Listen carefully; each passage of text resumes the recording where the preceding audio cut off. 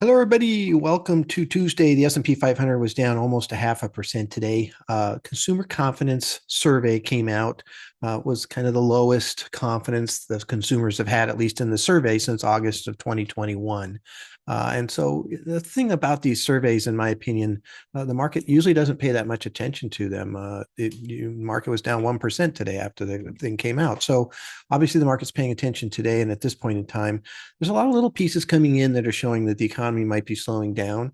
But a lot of them are things like this, kind of the surveys and what have you.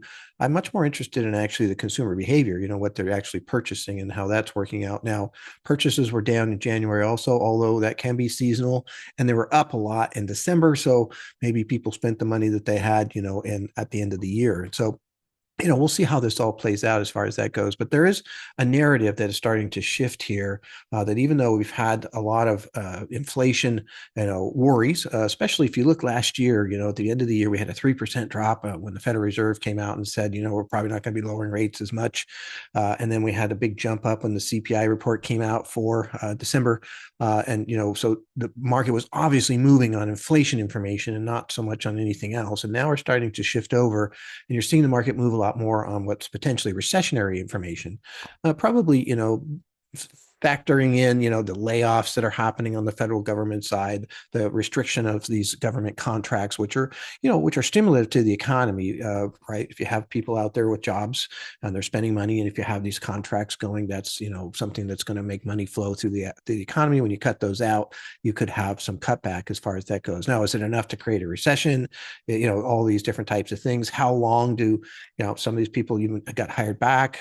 What happens to these contracts, these government contracts? Does some of them get going again because of outcries? And so it's a little hard to tell for sure, what might be happening in the longer term, obviously. But here, as we sit today, you can see that the market is kind of responding to this scenario of a possible, recessionary forces, which I think is interesting. So I remember this very much so in kind of the 2022 range, where we were kind of inflation was starting to come back down.